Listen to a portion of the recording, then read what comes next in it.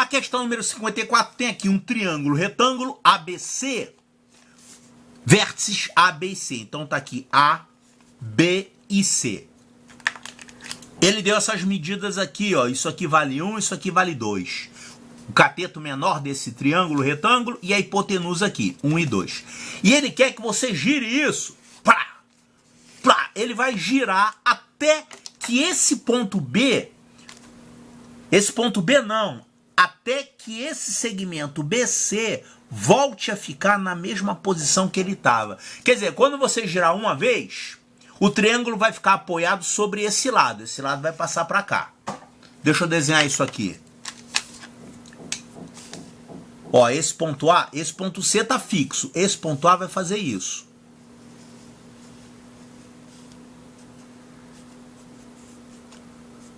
Aqui vai parar o ponto A, né? E esse ponto B vai girar também. E ele vai ficar em que posição? Olha só. Aqui vai continuar sendo o C. Aqui, depois que você girar, o ponto A vai parar aqui. Então, você vai ter aqui o A, aqui o C. Essa distância aqui, AC, é essa mesma distância aqui, né? Quer dizer, vai descrever aqui um arco de circunferência. Tá, e o B, ele vai girar e vai bater aqui, ó. Observando que o ângulo A é reto, então você vai ter o B exatamente aqui acima do A. Tem que manter a forma do triângulo, né? O triângulo não é retângulo, com o ângulo A sendo o ângulo reto. Então aqui você vai ter ângulo reto também, claro. Ele não vai se distorcer depois que você girou. Então depois que você der o primeiro giro, o ponto B vai parar aqui, certo? Aí você vai girar novamente. Quando você girar novamente, o ponto A que vai ficar fixo e o B vai parar aqui. Então, o segundo giro, o B vai parar aqui.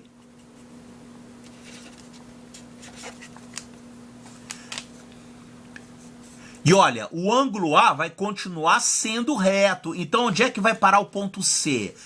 Vai ficar aqui acima do A, porque o triângulo retângulo ABC vai manter a sua forma, né? Ele vai continuar tendo exatamente o mesmo formato. Então, se ele é retângulo em A, vai continuar sendo retângulo em A. Então, depois que você der esse segundo movimento, o ponto C vai parar aqui em cima.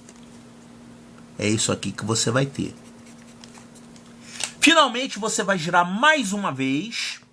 Agora você vai girar com o ponto B sendo fixo e o C que vai parar aqui.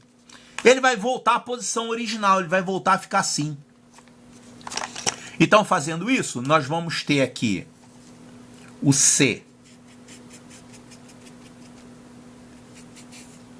O C vai parar nesse ponto e o A, é claro que o A vai girar também em torno do B, o A vai ficar aqui. Vai ficar igual esse aqui, né? O ponto A vai parar aqui, exatamente nesse ponto. Tá, então o triângulo ABC vai fazer isso. O pleque vai ficar assim, como está no azul. Depois outro pleque vai ficar assim, como está no verde. E finalmente outro pleque vai ficar aqui, como está no vermelho. Certo? O que ele quer saber? Ele quer saber isso aqui, ó. Qual é o comprimento da trajetória percorrida pelo vértice B, desde a posição mostrada até a aresta BC apoiar-se no solo novamente. Aresta BC apoiar-se no solo novamente, quanto que o ponto B vai andar? A aresta BC vai se apoiar no solo novamente aqui, né? Nessa terceira posição. Vai voltar a ficar dessa posição aqui. Tá, então a gente tem que calcular aqui quanto que o ponto B vai andar nesse trajeto, depois nesse outro trajeto aqui, e o último trajeto não tem, né? A última virada que o triângulo dá, ela é apoiada no B. O B não anda nesse terceiro. O B só vai andar no primeiro movimento e no segundo movimento. Vamos calcular isso aqui. Qual é o movimento e qual é a distância percorrida pelo ponto B quando o triângulo der essa primeira movida aqui? Muito fácil. O ponto B, ele vai descrever um arco de circunferência com centro em C. Você vai manter o ponto C fixo e vai girar o triângulo até ele fazer isso. Ele vai ficar nessa posição. Então, o que o ponto B vai fazer? Ele vai descrever um arco de circunferência daqui até aqui. né? Ele vai fazer isso aqui, ó.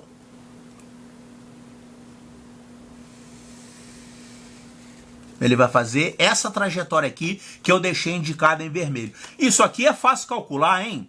Isso aqui é um arco de circunferência cujo raio vale 2. Olha aqui, o raio é 2. E a gente tem que saber quanto que é esse ângulo, né? Quanto que é esse ângulo daqui para cá? Olha só, esse triângulo aqui é um triângulo famoso, é o triângulo 30, 60, 90. Olha aqui, B, A, C. Ele deu essas medidas aqui, ó. 2, que é a hipotenusa. E aqui, esse cateto valendo 1.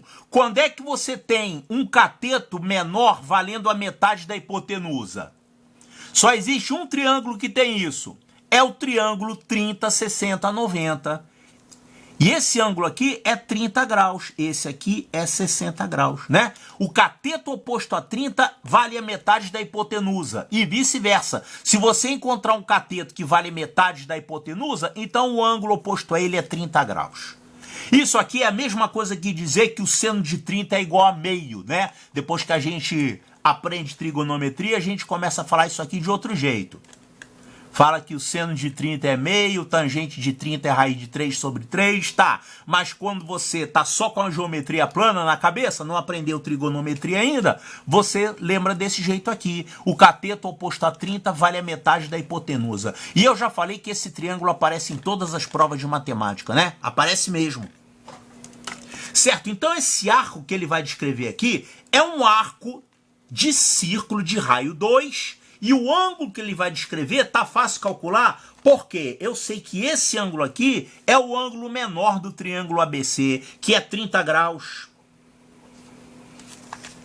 Esse é um triângulo 30, 60, 90, né? O cateto menor aqui é 1 e a hipotenusa é 2. Cateto oposto a 30 vale a metade da hipotenusa. É aqui, então esse ângulo aqui é 30. Quando ele ficar nessa posição, aqui vai ser 30 também.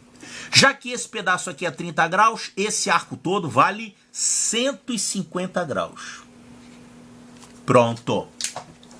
Com isso aqui, a gente pode calcular a medida desse arco aqui que o ponto B vai descrever. Eu vou chamar aqui de B1, tá? Depois do movimento 1, certo? Como é que a gente calcula isso? Eu vou pegar o círculo inteiro, que é 2πr, 2π vezes o raio, que é 2. E aí eu vou pegar uma fração. Que fração é essa? 150 de um total de 360. 150 graus de um total de 360 graus. É como se fosse fazer uma regra de 3, né? Se ele andasse 360 graus, ele daria uma volta inteira, que seria um círculo, 2πr. Mas se ele andou só 150 graus, então o ângulo é menor. Então, regra de 3. Fazendo 360 graus, ele vai andar 2πr, que é o círculo inteiro. Mas fazendo 150, ele vai fazer um arco de medida x. Então, o x vale 2πr vezes 150 dividido por 360. Isso aqui é multiplicar cruzado, né?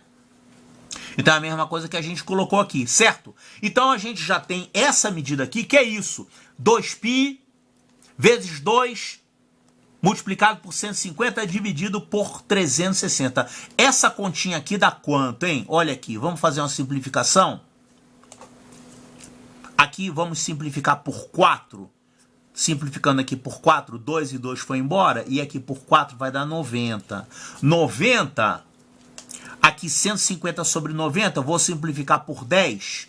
Vai ficar π vezes 15 sobre 9. Ainda posso simplificar por 3 aqui. Vai ficar 5 terços. Então, isso aqui é π vezes 5 terços. Isso aqui é a medida desse primeiro arco que o ponto B vai descrever. E agora ele vai fazer esse outro movimento aqui, ó. Ele dessa posição, ele vai passar para essa. O ponto B vai cair aqui. Vamos chamar esse ponto aqui de B2, tá? Depois de fazer o segundo movimento. Então a gente tem que calcular quanto que é essa medida aqui, ó. Essa medida de arco de B1 até B2. Quanto é que dá isso? Isso aqui é um arco de círculo de 90 graus. 90 graus é fácil, é a quarta parte da circunferência, né? O raio aqui é quanto? É a medida do cateto menor, que vale 1. Essa medida que apareceu aqui, vale 1 isso aqui. Então, o Rzinho, o raio desse círculo completo aqui é 1. Então, quanto que é essa medida desse arco de B1 até B2? Vai ser 1/4 de um círculo de raio 1. 2π vezes 1. 1/4 de um círculo de raio 1. Isso aqui, fácil, dá, simplificando, vai dar π sobre 2. Então, esse trajeto aqui de B1 até B2, ele vai ter uma medida igual a π sobre 2. π sobre 2. Certo? Aí ele ficou nessa posição que está em verde aqui. Quando ele girar novamente para voltar a ficar assim como ele estava no início do problema, o ponto B não vai andar. Ele já andou o que tinha que andar. Ele vai ficar parado nesse terceiro trajeto. Então não tem que andar mais nada, é só isso. Ele só vai andar isso e isso. Essas duas medidas aqui. Quanto é que dá isso? π vezes, colocando π em evidência, vai ficar π que multiplica 5/3 mais 1/2. É só somar isso aqui, que moleza, hein? Aqui vai por 2 e aqui vai por 3. Vai ficar π vezes 10 mais 3 sobre 6. É isso. Tirando o MMC, né? Vai ficar isso aqui. Então vai ficar 13π sobre 6. 13π sobre 6. Cadê isso aqui nas respostas? Olha aqui, ó. 13π sobre 6. Resposta correta. Letra C de Charlie.